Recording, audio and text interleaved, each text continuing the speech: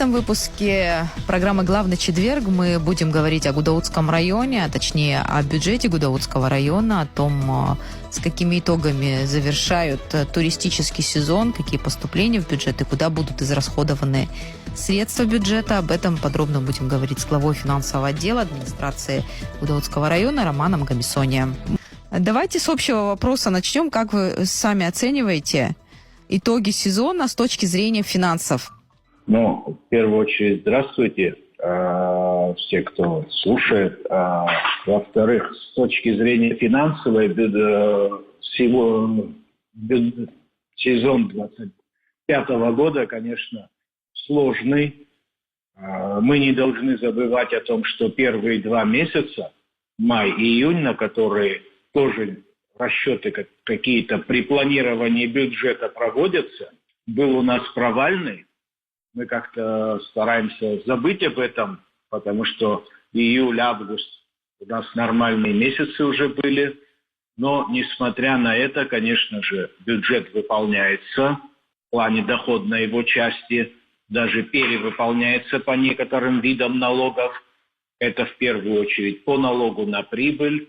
Он у нас перевыполнен практически на 25 миллионов. Вообще по налоговым доходам, которые поступают в районный бюджет, перевыполнение составило 114,9%.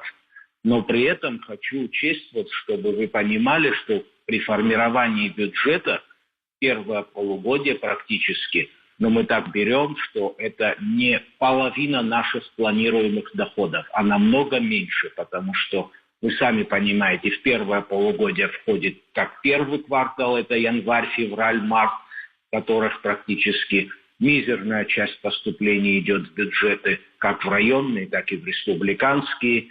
И до 1 июля практически больших поступлений в бюджете не ожидается. Основные поступления у нас планируются в основном в 3-м квартале. Но о итогах 3-го квартала мы можем говорить только после 1 октября, конечно же.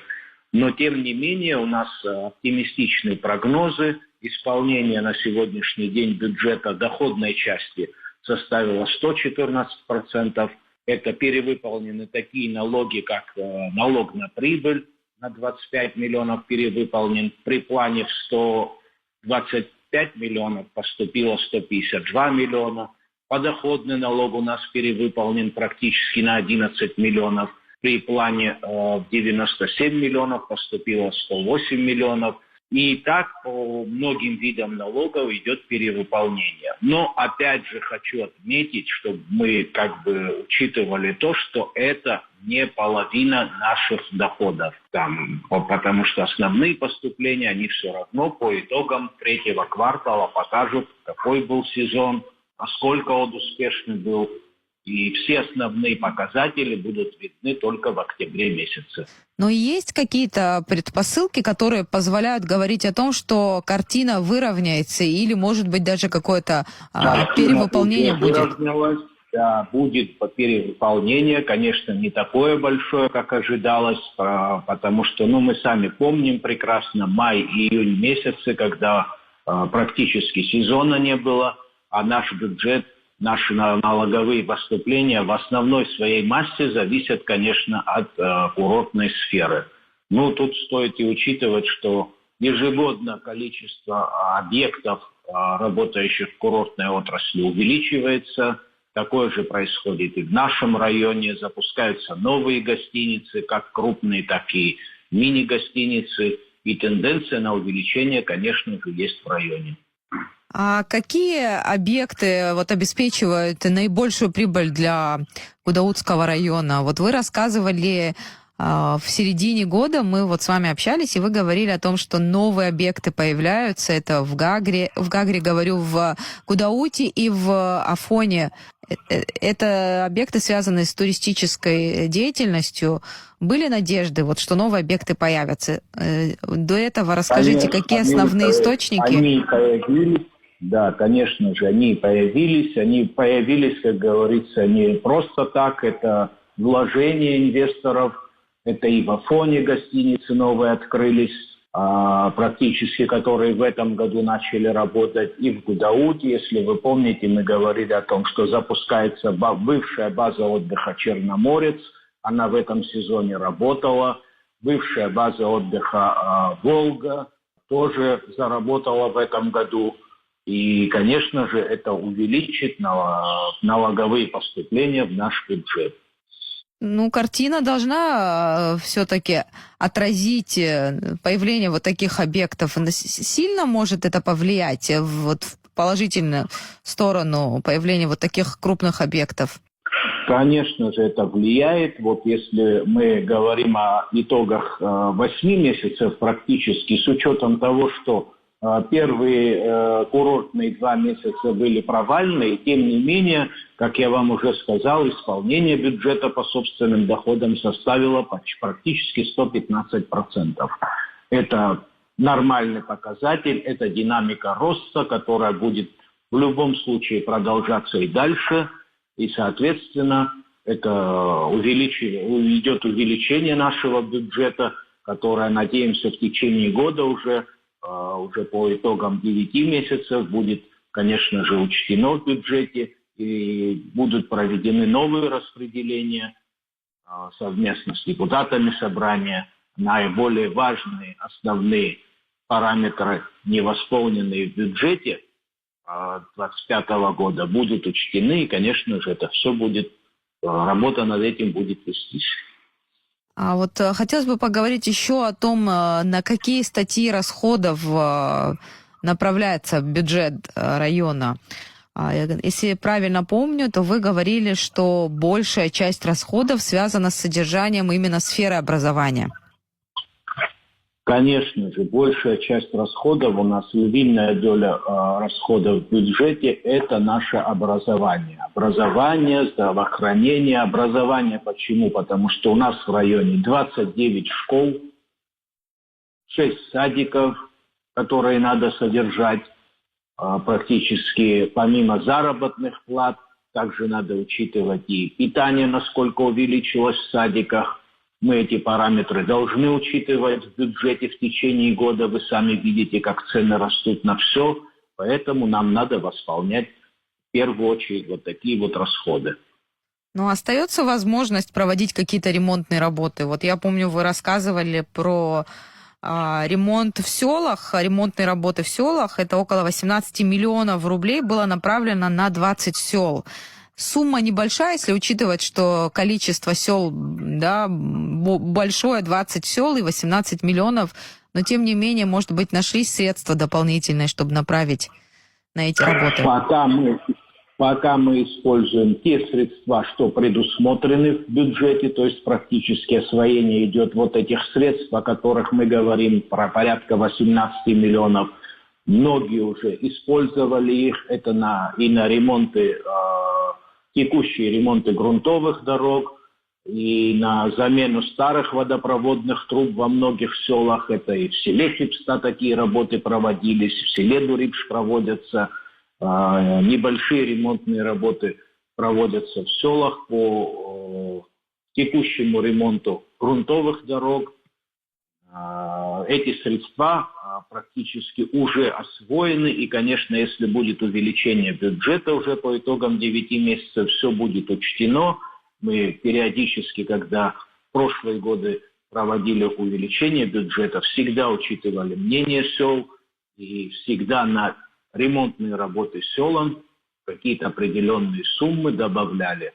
Кроме того, в районе проводились, несмотря вот на ограниченность бюджетных средств, плановые ремонтные работы. В первую очередь у нас в плане был ремонт здания бывшей администрации. Он идет уже, работы идут.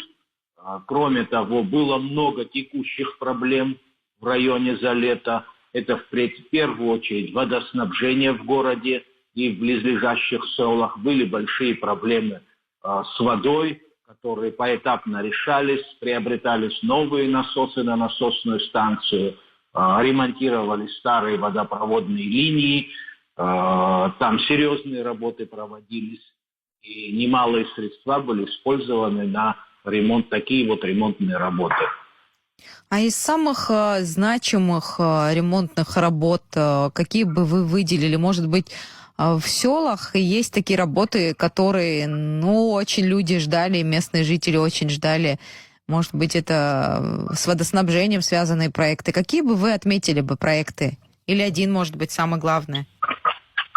Ну, самые главные проекты, у нас небольшие суммы, как вы знаете, по бюджету заложены, и на эти суммы какие-то глобальные проекты проводить по селам практически возможности нет. Но за счет средств республиканского бюджета я знаю, что там в Лыхнах проводится ремонт спортзалов, в некоторых селах такие же работы проводятся.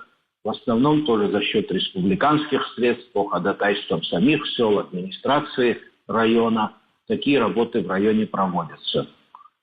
Но надо сказать, что и задолженники остаются перед администрацией, да, это вот касается объектов, сдаваемых в аренду. Вот я видела отчет вашего отдела. Из 15 объектов, сдаваемых в аренду, только по 4 объектам поступили арендные платежи за первый квартал 2025 года. Ну, первый квартал 2025 года, опять же, вот вы учитываете, что это часть объектов курортной сферы, и основные платежи за аренду, они, конечно же, проводят уже после первого полугодия. Если возникают такие текущие задолженности по аренде, в любом случае они в течение года решаются. Мало того, уже практикуется такое, что начисляются штрафы и пени за просрочку аренды. То есть с этими вещами борются, меры принимаются и работы ведутся. Я бы еще хотела поговорить про соглашение с Самарой, да, это такое значимое событие в жизни не только Гудаутского района, но и для всей республики. Расскажите, пожалуйста, это какой-то импульс, может быть, развитию района может дать, и вообще как вы на это смотрите с точки зрения такого взаимодействия в сфере экономики, финансов для района Гудаутского? Что это может дать? Какие перспективы открывает? В первую очередь, насколько я знаю, будут с Самарой проводиться работы по реконструкции набережной. Проектные сметные документации практически уже завершены.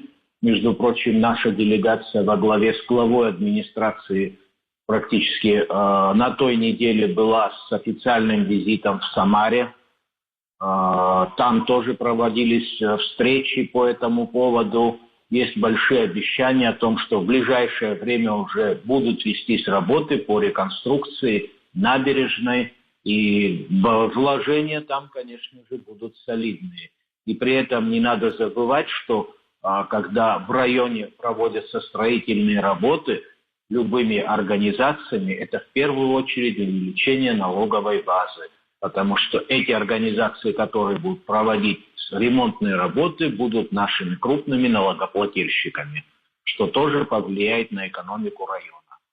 Там суммы, о которых говорят, более 100 миллионов, насколько я знаю, будет вложено в реконструкцию набережной. Поэтому это не только проект, который развивает инфраструктуру, но и, конечно же, поднимает налоговую базу в районе.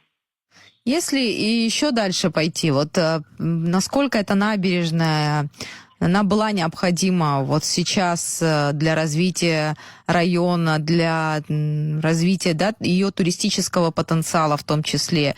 Если порассуждать и пойти дальше, как вы вот это оцениваете? Вот набережная появится, облик города меняется, туристическая привлекательность возрастет, скорее всего?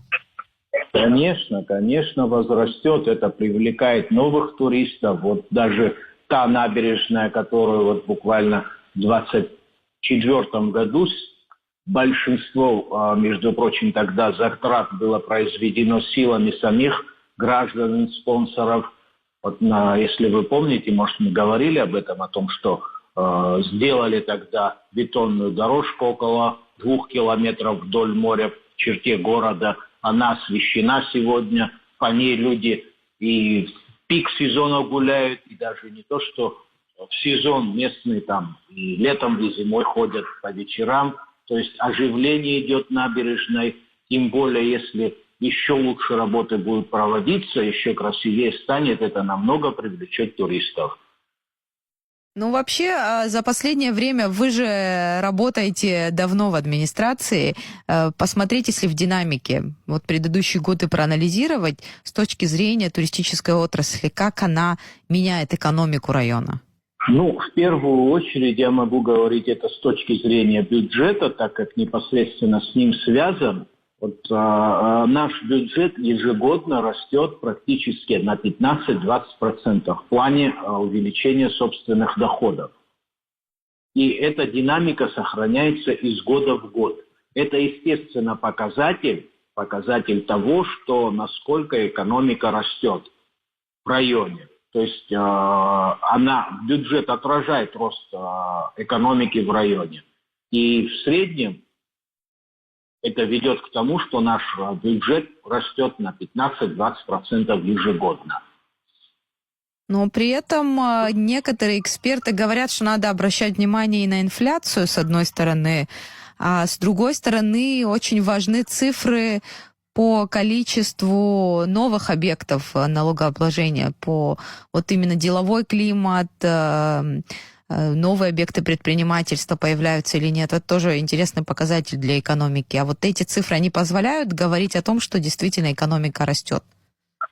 Конечно же, в первую очередь наш главный показатель – это количество, в курортной сфере, это количество койко-мест. Говорить о том, что только инфляция увеличивает наш бюджет, это неправильно, конечно. За последние 5-6 лет практически количество койко-мест в районе увеличилось как минимум 2-2,5 раза. Это показатель тоже существенный. Это да, интересно. Да, это значит, что увеличиваются средства размещения, соответственно. Это первый показатель в районе. В любой экономике количество койко-мест – это сколько мы можем принять отдыхающих. И я вас уверяю, что за последние 5-6 лет этот показатель практически увеличился в 2 раза. То есть главное это все-таки отрасль туризм остается в районе, а вот появление других новых объектов, например, заводов, это уже вот ощущается поступление от этих объектов? Но таких серьезных заводов в этом году не было запущено. По проектам работы проводились, насколько я знаю, но еще эти заводы, завод один, вот тот, что «Кристалл», по-моему, он назывался, да, пока еще не завершен. И работы там, производства еще не началось в этом году. Но, конечно же, как только работы будут завершены и производство будет запущено, это тоже существенно увеличит налоговую базу и, соответственно, увеличит поступление в бюджет. А два крупных объекта республиканского значения – это Пещера и Литинский парк. Что от них район в этом году получит? Ну, в этом году все поступления, которые, как говорится, запланированы по этим объектам. По этим объектам у нас в бюджете запланированы только практически налог на прибыль и подоходный налог. Подоходный налог по этим объектам выполняется. Прибыль, конечно, там будет спад. Мы, опять же, не должны забывать о том, что объемы у них практически по сравнению с 2024 годом были не намного увеличены, но при этом обратите внимание на то, что май и июнь у нас по всей республике был спад туризма, вы все это прекрасно знаете, и вот это вот то, что упустили в мае и июне, они, конечно, стараются восполнить, но небольшой пробел сохранился. Отставание от плана там идет. Но обязательства по выплатам заработной платы бюджетникам все будут выполнены, обязательства? Первоочередность выполнения заработных плат – это тенденция в нашем районе. Она сохраняется практически. Задолженностей по заработной плате в районе никогда в принципе и не было, так что с месяца в месяц переходило. Бывает там до 15-го, до 20-го, это весенние периоды, сами знаете, когда тяжело со средствами, уже ближе к лету зарплаты выплачиваются своевременно всем, и это у нас первоочередная, конечно, задача. И немного времени до конца беседы остается. О планах, если говорить, уже время, когда нужно планировать бюджет следующего года. Какие у вас идеи, какие планы на этот счет? Основные параметры уже сформированы в плане доходов. Это в первую очередь на основании индикативного плана сформированы планируемые собственные доходы в районе. Опять же, та же динамика, о которой я говорил, это рост от 15 до 20% ежегодный, он сохранен. При прошлом, в 2025 году, если у нас собственные доходы в бюджете составляли 353 миллиона, то по планам на 2026 год они увеличатся порядка на 60 миллионов и составят там около 415 миллионов. Это такая же динамика сохранилась у нас и в этом году, как ежегодно мы добавляли 15-20%. Также мы учли это все в 2026 году, и динамика роста доходов, конечно же, учтена. Ну а на ремонтные работы будут выделены какие-то средства? И на что вообще, если появятся деньги у района, на что бы хотели направить? Какие болевые точки в первую очередь необходимо закрывать? Сразу вам скажу, что для бюджетов увеличение в 60 миллионов – это не очень большое увеличение, чтобы рассчитывать на то, что глобальные какие-то ремонтные работы на эти средства будут выполнены. Я бы это так не гарантировал, потому что у нас, соответственно, растут и текущие обязательства из-за инфляции в первую очередь. У нас будут увеличиваться расходы на питание в садиках, увеличиваться расходы на медикаменты в больницах и на питание. У нас в больнице бесплатное питание для больных. Все эти параметры изначально будут, конечно же, учтены в первую очередь, а потом уже будут все, что останется, как говорится, это будут ремонтные работы и прочие расходы. Но в завершении нашей беседы, какая основная проблема, которая волнует жителей, в первую очередь, сел? Потому что проблем хватает в селах, и не всегда там руки доходят. У властей это не только Гудаутского района, но и вообще всех районов касается. Какая главная проблема? Это водоснабжение? Водоснабжение и дороги в первую очередь. Я бы не отделял эти вещи, потому что дороги, капитальный ремонт дорог силами района провести невозможно. Везде асфальт не положишь. Это огромные вложения, которые и республика бы не потянула. Поэтому проводится обычный текущий ямочный ремонт. Знаете, как у нас это зимой происходит. Серьезные дожди. И каждый раз где-то смыло, где-то обвалы. Это все надо делать постоянно. С водопроводами тоже во всех селах не бывает, что везде новые трубы лежат. В большинстве сел у нас, между прочим, уже заменены все старые трубы на новые. Но эти оставшиеся вызывали много проблем. Такие проблемы в этом году возникли по селу Хипста. Там трубы, допустим, они все уже устаревшие, еще советские, но поэтапно, я знаю, что там несколько улиц просто перевели уже на пластиковую трубу, это, соответственно, уже уменьшает расходы дальше текущие, меньше будет аварий, но сразу по таким селам все вопросы, конечно, сложно решить. Решаются они поэтапно, по чуть-чуть, хотя всем хочется, что это бы сделалось за 1 год, но такое невозможно. Спасибо вам большое за такой подробный анализ бюджета. Спасибо. Напомню нашим слушателям, это был глава финансового отдела администрации Гудаутского района Роман Гамисоня. Мы говорили о бюджете Гудаутского района, о том, как сказался туристический сезон на поступлениях в бюджет.